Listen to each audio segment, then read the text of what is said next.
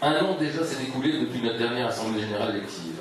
Un an pendant lequel il nous a fallu faire connaissance entre nous, membres du Conseil d'administration, apprendre à connaître nos salariés avec lesquels nous allions travailler au quotidien.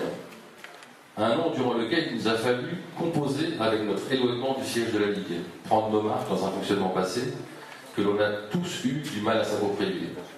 Un an pendant lequel la vie du handball continuait à s'écouler, les projets votés à l'Assemblée Générale se mettaient en place, les dossiers à reprendre se présentaient les uns après les autres, la gestion quotidienne de la Ligue prenait toute sa place, et quelle place!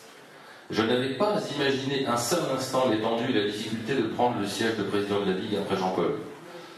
Professionnel bénévole, il était devenu, professionnel bénévole, nous devions devenir.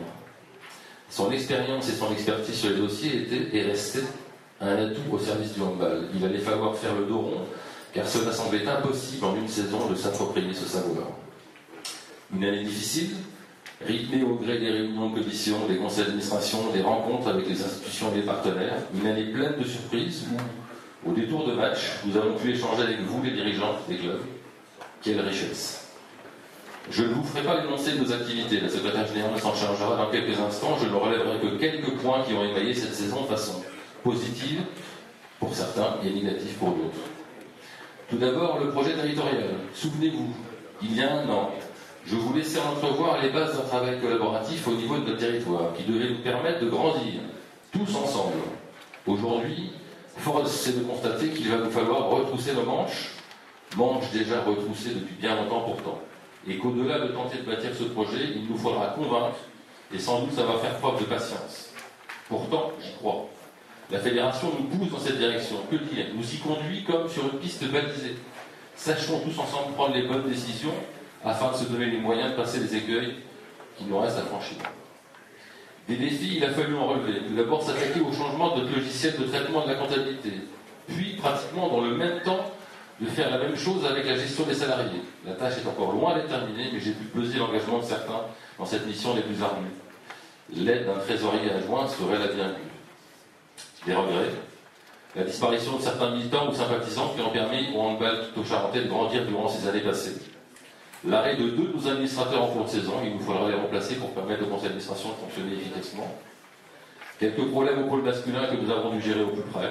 Des équipes en championnat national qui régressent. Des incivilités croissantes qui, maintenant, apparaissent sur nos équipes jeunes.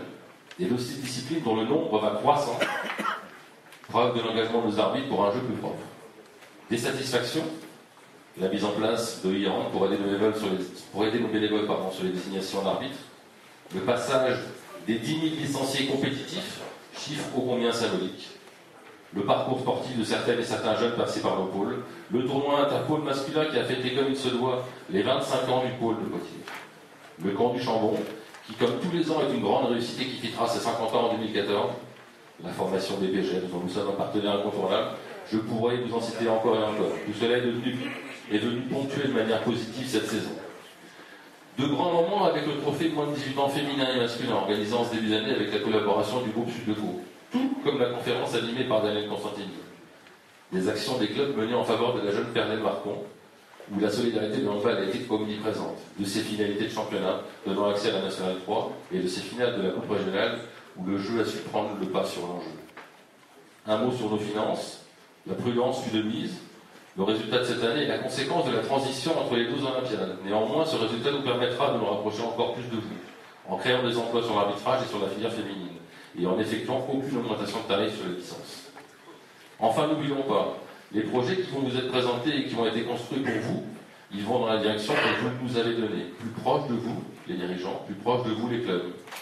Que ce soit sur les catégories de nos jeunes, sur les propositions de championnat, sur l'accompagnement à la structuration avec la mise en place des labels, sur la création d'une formation d'accompagnateurs, sur le rapprochement du monde de l'arbitrage avec les dirigeants et les entraîneurs, sur la mise en marche du parcours de formation territoriale, ces projets sont vos projets.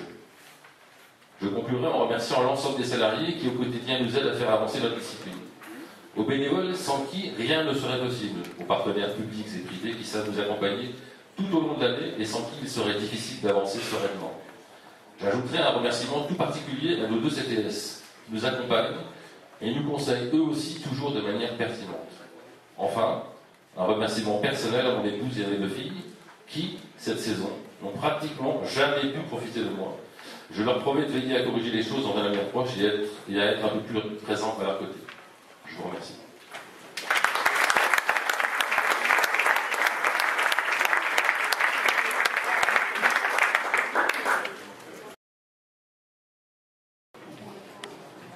Bien. Il est né en 1960 à Barbezieux, une place forte du handball pour Picto-Charentais dans les années 80, et c'est tout naturellement à l'âge de 13 ans qu'il lancera ses premiers missiles dans les buts du collège barbezilien. Dans la foulée, il rejoindra le club local de l'Amicale laïque de Barbezieux pour jouer en cadet.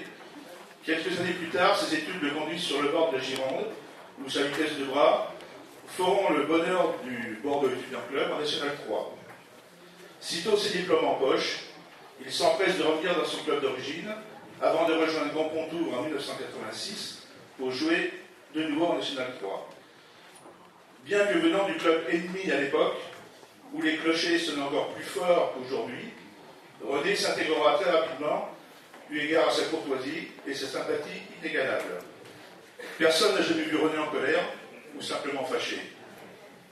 Titulaire d'un diplôme interrégional adulte, René aura tout fait durant ces 20 dernières années, passant de l'arbitrage à l'entraînement des petits, des moins de 18, des féminines à la Nationale 3, et j'en passe.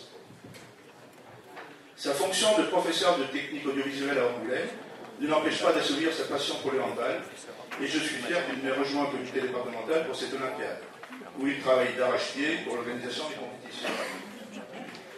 Enfin, si bien entendu, il s'est marié avec une joueuse de handball très impliquée aujourd'hui encore, il est père d'une fille et d'un garçon, très athlétiques tous les deux, qui font du basket et du foot. Nul n'est parfait. Bravo René.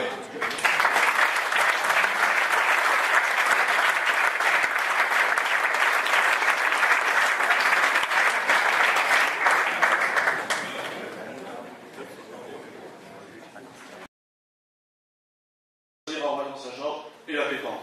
Je ne peux pas m'adresser à lui, il n'est pas là, mais quelqu'un doit prendre sa médaille.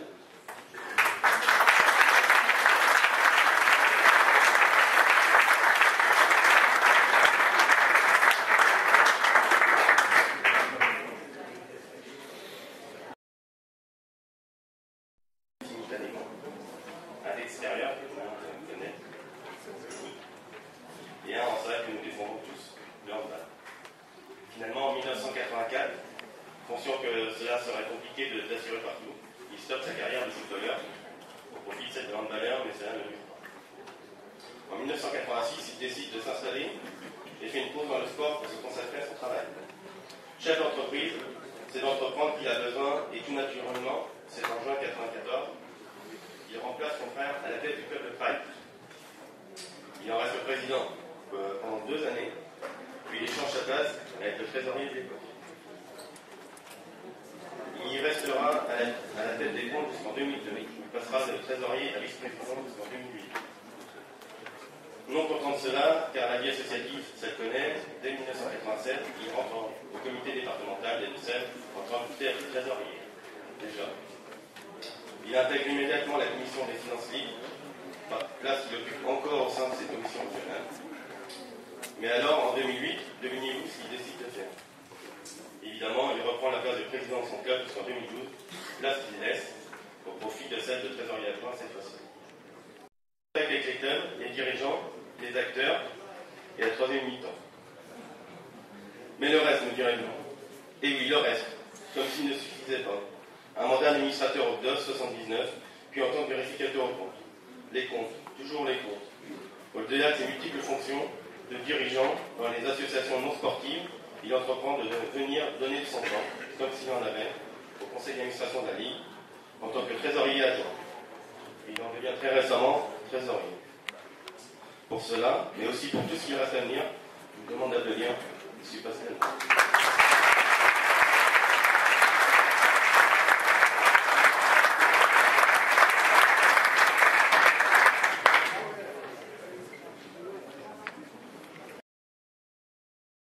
Jean-Marc, suivant le degré d'intimité, on l'appelle Jean-Marc, le grand, JMD, voire mon gros, mais ça, son président l'appelle comme ça. Jean-Marc, c'est un puits de gentillesse, un puits insondable. C'est un filon de dévouement, c'est une rivière de patience.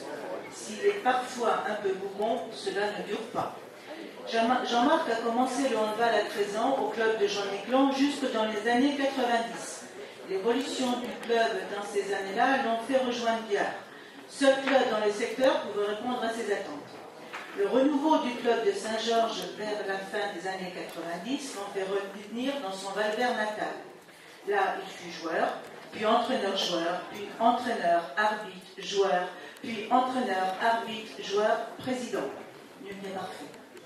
Les nécessités du club l'ont poussé à devenir secrétaire, tout en étant toujours joueur et arbitre, membre du comité de la Vienne et membre de la CTA. Imaginez toutes ces fonctions avec près de 300 licences à saisir, les listings complets de tous les licenciés à taper et imprimer, les réunions de bureau, etc. Mais son talent et son investissement ne s'arrêtent pas là. Maître d'hôtel de formation, il a gardé un goût pour la cuisine bien faite, que ce soit pour 15 ou 150 personnes. Il concocte des salades à devenir plus que gourmand. J'en ai été témoin. Il peut aussi assister à une soirée à la plancha et son rendement horaire à la cuisson de saucisses merguez est impressionnant. Toujours prêt à aider, à anticiper, à préparer, à décorer, à ranger, il est la cheville ouvrière du club. Dieu merci, il est chez vous, à Val-Vert, handball. Mais on l'a aussi au comité.